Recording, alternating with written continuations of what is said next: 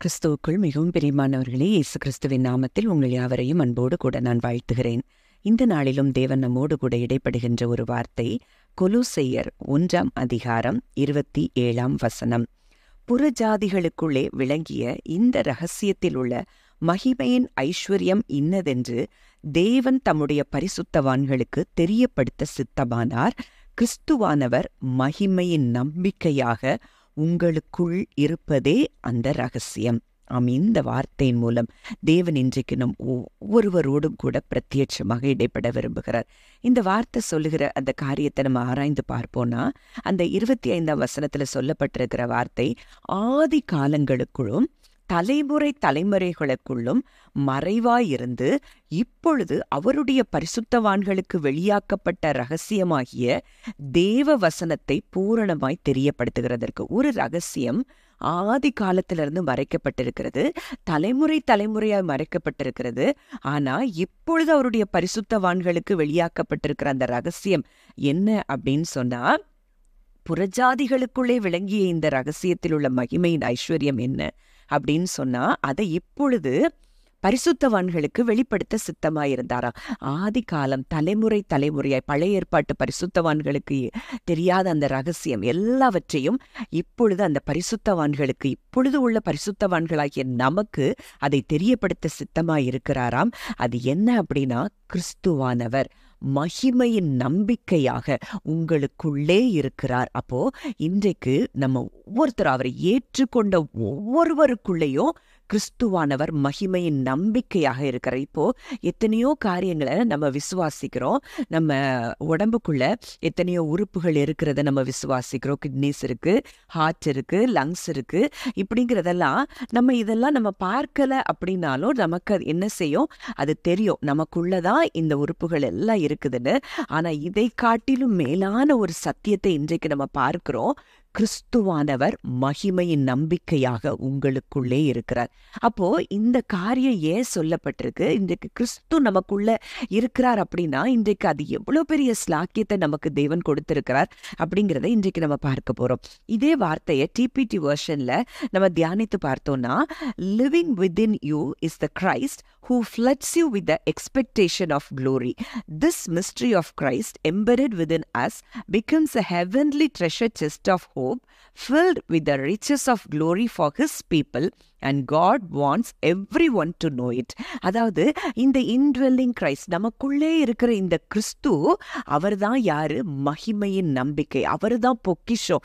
அவர்தான் அந்த பொக்கிஷம் இன்றைக்கு நமக்குள்ளே இருக்கிறார் அப்படிங்கிற அந்த நாலேஜ் நமக்கு முதல்ல என்ன செய்யணும், வேணும் அப்படிங்கிறத இன்றைக்கு ஆவியானவர் பிரத்யட்சமா நம்ம கூட பேசுகிறதை நம்ம பார்க்கலாம். அப்போ இது எதை சொல்லுதுன்னா, இந்த கிறிஸ்துவானவர் நமக்குள்ளே இருக்கிறார்னா ஆவிக்குரிய அத்தனை மகிமையின் ஐஸ்வர்யங்களும் இன்றைக்கு நமக்குள்ளே அடங்கி இருக்கிறத நீங்க விசுவாசிக்கணும். அதனால்தான் பவுல் சொல்றாரு, இதை நம்ம அண்டர்ஸ்டாண்ட் பண்ணணும், இதை எம்ப்ரேஸ் பண்ணணும்னு சொல்லி பவுல் விரும்புகிறத நம்ம பார்க்கிறோம். அப்போ கிறிஸ்துவானவர் நமக்குள்ளே இருக்கிறார் அப்படிங்கிறத நம்ம அறிந்து கொண்டோம்னா நமக்குள்ள டிரான்ஸ்ஃபர்மேஷன் ஒவ்வொரு நாளும் நடந்து கொண்டே இருக்கிறத நீங்க பார்க்க ஆரம்பிப்பீங்க. ஒருவேளை இன்றைக்கு வரைக்கும் பல மனிதர்களை போல நம்ம என்ன செய்யறோம், சிந்தித்து கொண்டு இருக்கிறோம். மனிதர்களை போல மன்னிக்க முடியாமல் இருக்கிறோம். கோபம், எரிச்சல் இதெல்லாம் நமக்குள்ள இருக்கு. ஆனா இன்றைக்கு கிறிஸ்து எனக்குள்ள இருக்கிறார், அவருடைய சுபாவம் எனக்குள்ள இருக்கிறது, அவருடைய மகிமையின் ஐஸ்வர்யமா அவர் எனக்குள்ளே இருக்கிறார், எல்லா ஆவிக்குரிய ஆசீர்வாதங்களும் எனக்குள்ளே இருக்கிறதுங்கிறத நீங்க அண்டர்ஸ்டாண்ட் பண்ண போதுதான் அந்த காரியங்கள் எல்லாம் நமக்குள்ளே இருந்து வெளியே வருகிறத நீங்க பார்ப்பீங்க. அப்போ இன்றைக்கு தேவன் இந்த வார்த்தையின் மூலம் நம்ம கூட அதிகமாய் இடைப்பட வருவார். கிறிஸ்து இன்றைக்கு நமக்குள்ளே இருக்கிறார். இது உண்மை ஊழியம் செய்கிறவர்களுக்குள்ள மாத்திரம்தான் கிறிஸ்து இருந்து செயல்படுகிறார்னு சொல்லப்படல.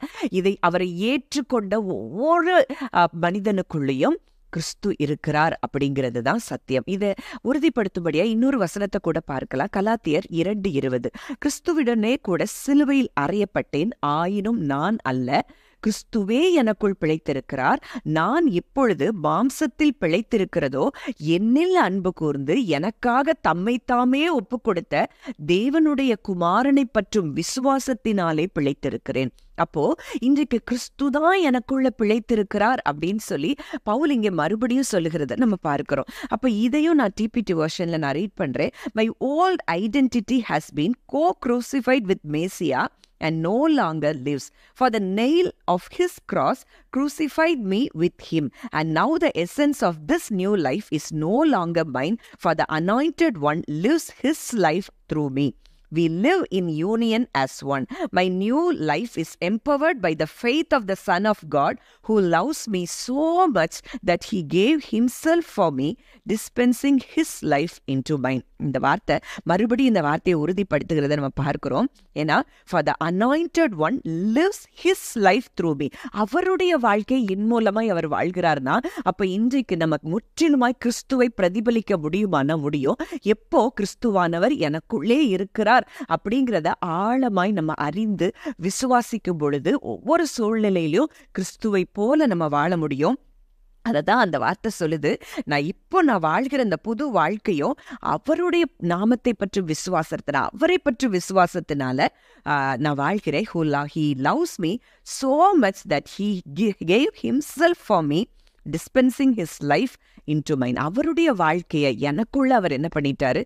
வாழ்ந்து கொண்டிருக்கிறார். அவருடைய வாழ்க்கை தான் என் மூலமாய் வெளிப்படுகிறது அப்படிங்கிற ரகசியத்தை இன்றைக்கு அறிந்து கொண்டோம்னா இன்றைக்கு பூரணமாய் நம்ம ஒவ்வொருவரும் கிறிஸ்துவை வெளிப்படுத்துகிறவர்களாய் மாறுவோம். ஜெபிக்கலாம்.